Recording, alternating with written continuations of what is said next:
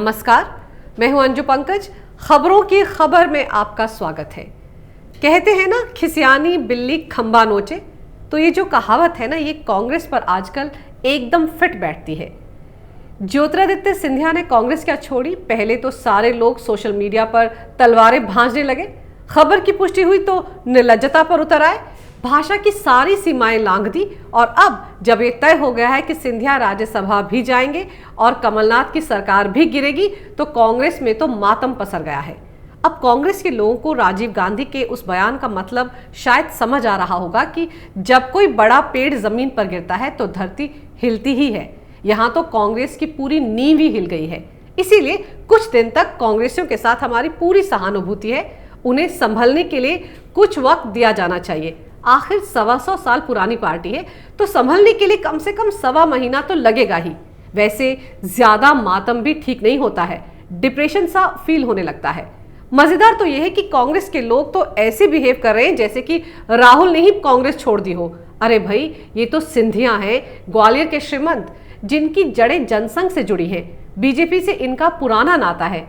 इनकी तो घर वापसी हुई है, उस पर कांग्रेस के नेताओं का छाती पीट पीट कर रोना मेरी तो समझ से ही बाहर है। और मजेदार तो यह है कि कांग्रेस ने तो सिंधिया के इस्तीफे के तुरंत बाद आनन फानन में बिना वक्त गवाए उन्हें पार्टी विरोधी गतिविधियों में शामिल बताकर पार्टी से निष्कासित भी कर दिया था। अब रोना धोना क्यों मचा है? कांग्रेस के पूर्व अध्यक्ष, प्रॉक्सी अध्यक्ष और भावी अध्यक्ष की ही बात कर लेती हूं। जी हां, सही पकड़े हैं आप, मैं राहुल गांधी की ही बात कर रही हूं। जरा उनकी भी इन हालात में सुध ले लेनी चाहिए। सुना है दोस्त के जाने के बाद बड़े दुखी हैं राहुल बाबा। अब दुख हो भी तो क्यों ना, बचपन के दोस्त है सिंधिया। ना सिर्फ राहुल के बल्कि प्रियंका वाड्रा के भी तो वो बचपन के दोस्त हैं। ऐसे में इतने दिन तक सिंधिया के मामले में राहुल ने चुप्पी क्यों साधे रखी? मंगलवार को ज्योतिरादित्य सिंधिया के इस्तीफे के बाद बुधवार तक राहुल ने कोई प्रतिक्रिया नहीं दी, लेकिन बुधवार को सिंधिया के बीजेपी में शामिल होते ही उन्हें अपना पुराना दोस्त याद आ गया और बड़े ही दार्शनिक अंदाज में ये ट्वीट किया। लियो टॉल्स्टॉय के इस फ्रेज को उन्होंने ट्वीट पर लिखा, the two most powerful warriors are patience and time. Leo Tolstoy. तस्वीर को भी जरा गौर से देखिए। आखिर शायद सिंधिया के जाने की खबर पुख्ता होने पर उन्होंने वक्त के साथ सब्र आ ही जाता है, यही संदेश कांग्रेस के कार्यकर्ताओं को देने की कोशिश की।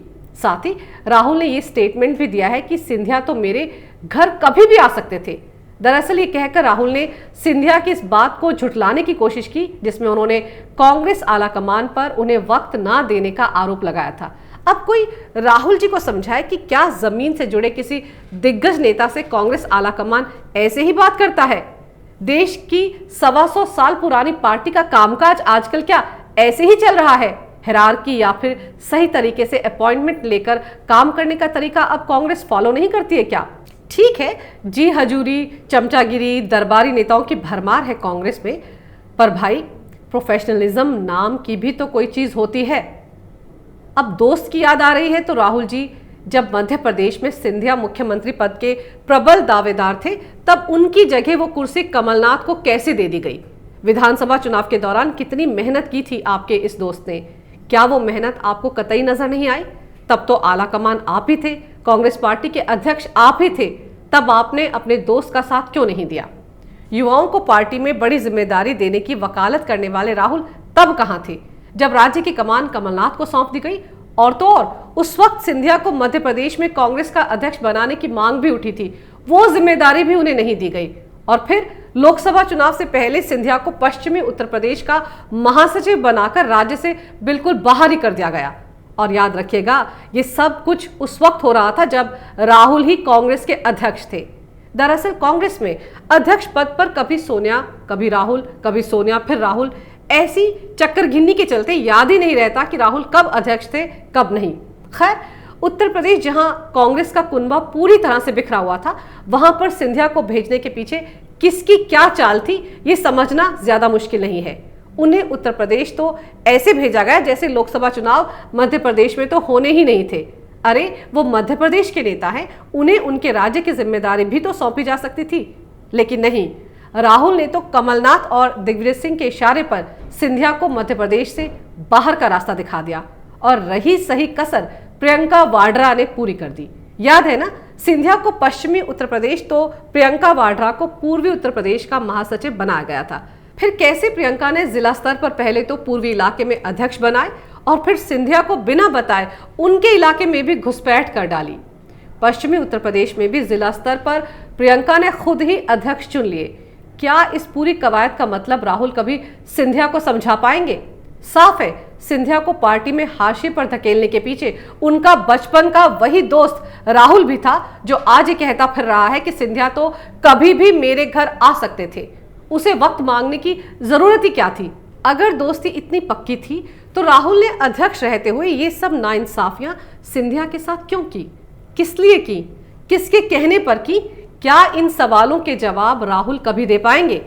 दोस्त वो होता है जो बिना कहे अपने दोस्त के दिल की बात समझ लेता है, लेकिन राहुल ने तो इतना सब कुछ किया सिंधिया के साथ और आज तुर्रा ये कि वो उनके करीबी दोस्त थे। अगर वो दोस्त था तो दोस्ती निभानी चाहिए थी। राहुल गांधी को सबसे पहले उन नेताओं की क्लास लगानी चाहिए जिन्होंने भाषा की मर्यादा लांघते हुए सिंधिया के लिए अपशब्द इस्तेमाल किए। एक पब्लिक अपील करनी चाहिए थी कि कोई राजनीतिक मर्यादाओं का उल्लंघन नहीं करेगा, लेकिन राहुल ने ऐसा नहीं किया। चुप्पी साध कर कांग्रेसी नेताओं और कार्यकर्ताओं की उन्होंने हिम्मत ही बढ़ाई, जिसका नतीजा ये हुआ कि दिग्विजय सिंह ने सिंधिया परिवार पर अपमानजनक आरोप लगा डाले। महात्मा गांधी की हत्या से सिंधिया परिवार को जोड़ दिया। क्या राहुल ने दिग्विजय सिंह के इस ट्वीट को नहीं देखा जिसमें उन्होंने लिखा, also the revolver by which Godse killed Mahatma Gandhi was given to him by one Parchure from Gwalior. Need to do some more research about who was Parchure. Diggi बाबू इस ट्वीट में लिखते हैं कि जिस रिवॉल्वर से महात्मा गांधी को मारा गया था वो ग्वालियर के किसी पारचुरे ने गोडसे को दी थी। ये पारचुरे कौन था, इसके लिए कुछ और ज्यादा रिसर्च करने की जरूरत है। एक बुजुर्ग ने आरोप लगाया तो दूसरे ने सिंधिया का अपमान कर डाला। देखिए किस तरह से राजस्थान के मुख्यमंत्री अशोक गहलोत ने ये ट्वीट किया। उन्होंने लिखा, Mr. Scindia has betrayed the trust of the people as well as the ideology. Such people prove they can't thrive without power. Sooner they leave, the better. Joining hands with BJP in a time of national crisis speaks volumes about a leader's self-indulgent political ambitions, especially when the BJP ruining the economy, democratic institutions, social fabric and as well the judiciary. Ashok Gehlot ने tweet कर सिंधिया पर लोगों और विचारधारा के विश्वास को धोखा देने का आरोप लगाते हुए कहा कि उनके जैसे लोग सत्ता के बिना कामयाब नहीं हो सकते और जितनी जल्दी वो निकलेंगे उतना ही अच्छा है। साथ ही आगे लिखा कि राष्ट्रीय संकट के समय में बीजेपी के साथ हाथ मिलाना एक नेता की विलासी राजनीतिक महत्वाकांक्षाओं के बारे में बताता है, खासकर जब बीजेपी अर्थव्यवस्था, लोकतांत्रिक संस्थानों, सामाजिक ताने बाने और न्यायपालिका को बर्बाद कर रही है। जरा सोचिए, जिन बुजुर्गों पर युवाओं को साथ लेकर पार्टी को संभाल कर आगे बढ़ाने की जिम्मेदारी है, वही एक युवा होनहार नेता के पार्टी से बाहर जाते ही ये तमाम अनाप शनाप आरोप लगाने में जुटे रहे। खैर, अब तो राहुल पार्टी के प्रॉक्सी अध्यक्ष है, वो अब भी पीछे से पार्टी चला रहे हैं। तो फिर सिंधिया को राज्यसभा के टिकट के लिए इतनी मारामारी क्यों करनी पड़ रही थी कांग्रेस में? कमलनाथ और दिग्विजय सिंह क्या मध्य प्रदेश से प्रियंका वाड्रा को राज्यसभा का टिकट दिलवाने के लिए दिल्ली नहीं आए थे? क्या सांठगांठ थी ये? राज्यसभा की सुरक्षित टिकट पर सिंधिया का हक नहीं था क्या? उन्हें क्यों वो टिकट नहीं दिया जा रहा था? अब राहुल बाबा को दोस्ती का ख्याल आ रहा है, लेकिन उनसे सवाल ये है कि क्यों प्रियंका वाड्रा पर्दे के पीछे मध्य प्रदेश से खुद राज्यसभा जाने की साजिश रच रही थी? क्या राहुल को ये सब पता नहीं था, या राहुल को ये पता नहीं था कि मध्य प्रदेश से सिर्फ 2 ही शख्स राज्यसभा जा सकते हैं? दिग्विजय सिंह तो एक सीट पर कुंडली मारकर पहले से ही बैठे हुए हैं, तो ऐसे में ये कहना कि सिंधिया को राज्यसभा भेजने को कांग्रेस तैयार थी, ये एक सफेद झूठ है। 2 महीने पहले कैपिटल टीवी ने यह खबर दी थी कि सिंधिया बीजेपी के नेताओं के साथ संपर्क में है और जल्द ही पार्टी को छोड़ने का फैसला भी कर सकते हैं। जब हमारे पास ये खबर थी तो क्या सोनिया और राहुल को इसका पता नहीं था? क्या इतने ही कटे हुए हैं ये लोग जमीनी हकीकत से? कमलनाथ और दिग्विजय सिंह क्या गुल खिला रहे हैं भोपाल में, ये पूरी दुनिया को पता था। सिर्फ राहुल और सोनिया गांधी इस हकीकत से अनजान थे। और जब सिंधिया ने पार्टी छोड़कर कांग्रेस को करारा तमाचा मारा तो ये बेवफाई की बातें करने लगे। उन्हें गद्दार कह रहे हैं, उन्हें मौकापरस्त कह रहे हैं, पावर हंग्री कह रहे हैं, पता नहीं क्या क्या अनापशनाप बोल रहे हैं। लेकिन इन सब से कोई फर्क ना तो मध्य प्रदेश की जनता को पड़ने वाला है और ना ही सिंधिया को। वो ना सिर्फ राज्यसभा पहुंचने वाले हैं, साथ ही वो एक केंद्रीय मंत्री भी बनने वाले हैं।